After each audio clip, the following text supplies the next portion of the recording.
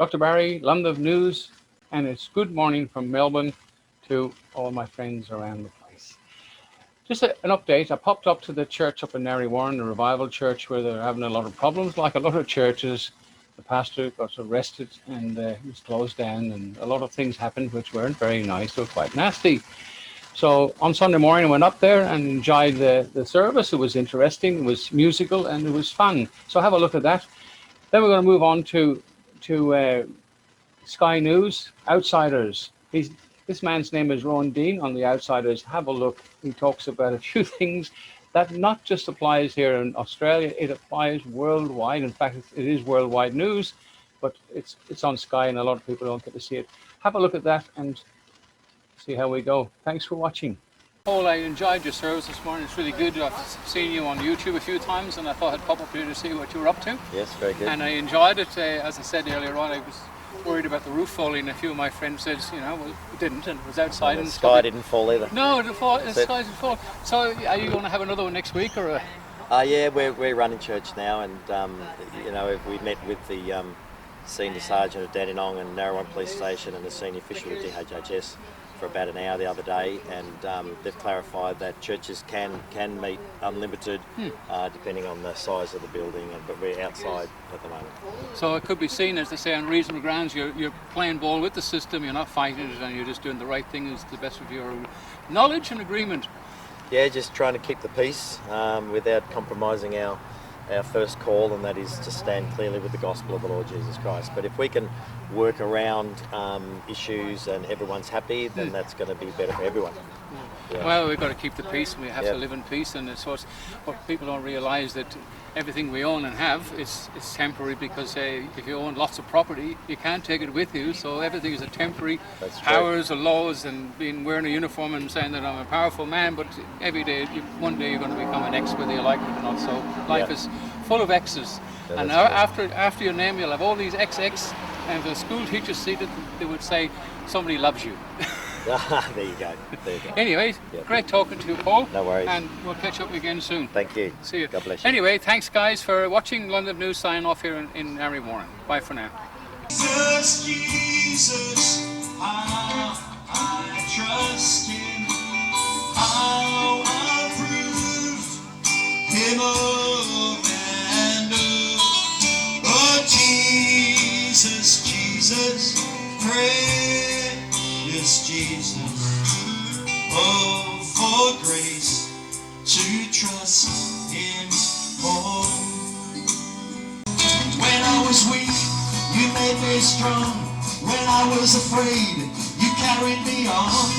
I put my trust, and I put my all right into your hands. And I will not fear, I will not fret, for it's in you I find my rest. Into your presence we come. We love you. Lord, we love. Let's sing hallelujah. Tiring experience. I haven't been to a church in a long time, and someone said if I would need the roof would fall on me, but it was out in the open, so it was very safe. But it was inspirational to see and hear the amount of people going on, and I actually enjoyed it. The severity of these fines I find really disturbing. Thousands of dollars. This is just police brutality in another form, isn't it? Intimidating people so they'll be too scared to go and protest. Well, that's right. I mean, free speech is supposed to be the thing that our societies like ours is based on, even if we don't have it fully codified in law. But the right to protest, but not only the right to protest, the right for the press to cover a protest is absolutely fundamental to our society. But we have seen time and again throughout this pandemic, the Dan Andrews government has been incredibly hostile, and the Andrews government supporters as well, many of whom are in the Victoria Police, have been incredibly hostile to anybody questioning the wisdom of their leadership. Now, you can say, oh, it's a pandemic, but they've not done a great job with this. 90% of deaths in Australia from coronavirus in Victoria. All the snap lockdowns over and over again in Victoria. That long 100-plus day Wuhan-style house arrest, all in Victoria. We can't question that. This feels to me, and Melburnians I've spoken to overnight said, this feels like politicized policing of the worst sort. Yeah, and it's not only... They definitely have been politicised, and I think the public have caught on to that, because there was a research that came out late last year that showed that trust in Victoria Police has plummeted compared to the rates just 3 years ago. And when you see sites like that, a young journalist, her name's Olivia Jenkins, and the photographer there, Jake Nowakowski, being led away in handcuffs like they're criminals for reporting on a protest that's happening in a park in the middle of the day. That's their job. Well, exactly. It's disgraceful. And we saw earlier a couple of weeks ago Ivy Yemeni being dragged off. This is just completely out of control. It's worse in London and elsewhere. Hello and welcome to Outsiders Weather and the Skeptics Ice Age Watch, where, as reported by Electroverse and the Moscow Times, Western Russia has been hit by bitter cold this week and has joined central and eastern regions, which have been battered by brutal Arctic lows of minus 58.3 degrees Celsius and beyond for months now. Moscow is suffering its coldest weather of the past decade, with one weary Muscovite tweeting, "Moscow was almost minus 20 degrees Celsius today. So cold, the water in my drink bottle froze." In Paris, there was so much ice on the Eiffel Tower that they had to use a blowtorch to get rid of it because ice-controlled salt is too corrosive for the metal. In Germany, according to Ice Age Now, they shivered through the coldest weather since the beginning of the 21st century. In Saxony's capital, Dresden, the temperature dropped to minus 16 degrees Celsius. In Berlin, to minus 10 degrees Celsius, and in northern Bavaria, there were 10 degrees of frost, as one astute but shivering German showed on social media. The temperature dropped to minus 27 this morning. My solar panels can't keep anything warm. Thank God for natural gas and coal when we need it. And here's global warming enthusiast Germany's Chancellor, Angela Merkel, wondering whether history will view as her greatest legacy her decision to throw open her borders to an avalanche of single adult male Middle Eastern asylum seekers, or her decision to get rid of coal. Tough choice, Angela. Speaking of avalanches, according to AccuWeather, there have been a record 16 avalanches across the United States in the last fortnight in what they describe as the deadliest avalanche season in over a century. That's going forward. Avalanche control has been a top priority across the country, especially this week. 8 skiers were caught in an avalanche just outside of Salt Lake City Saturday. 4 of them, 2 men and 2 women in their 20s, did not make it. The area was under very high-risk avalanche conditions, with the Utah Avalanche Center tweeting this morning. Authorities say all 8 skiers were experienced and had the right equipment, but sometimes the right equipment isn't enough.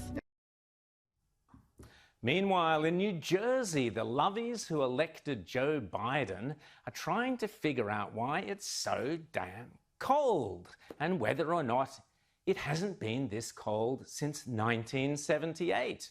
Maybe, was their hesitant conclusion. That's the problem, you see, with believing in a theory like global warming at a time of record cold weather throughout the Northern Hemisphere and the Southern. As I say, when the facts don't fit the theory, it might be time to dump the theory.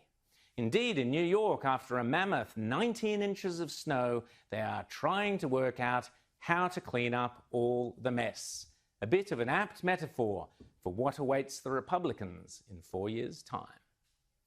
And here's America this week. And no, that big purple patch isn't the Joe Biden fake voting tallies, although it could be. It's actually the unprecedented freezing cold temperatures across most of the 50 states. As Tony Heller points out, many houses in Texas have uninsulated water pipes because they never expected cold air to get this far south.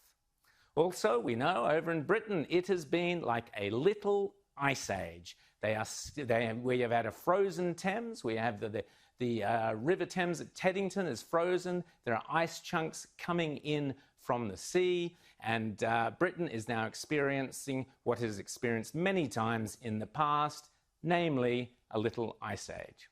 Meanwhile, the climate alarmists in Britain were forced last week, possibly because of the Little Ice Age, I imagine it was because of it, because of the freezing weather, they decided they better whip up a bit of climate alarmism, with the UK Telegraph terrifying its readers that a tick-borne disease, a parasite with malaria-like symptoms known as babesiosis, is marching across the land because of global warming. This nightmare scenario they had drawn from a report that warned the UK is at risk of the spread of infectious diseases like dengue fever, Lyme disease and West Nile fever, and from an increase in cholera infections from warming waters in Europe. Whoa! The vectors of these diseases are mosquitoes, sandflies and ticks. As I said, it's freezing cold in Britain at the time, and how many cases of this terrifying babesiosis had they found in the UK last summer to spark off this terrifying alert? 1. Yes, just 1. Yesterday.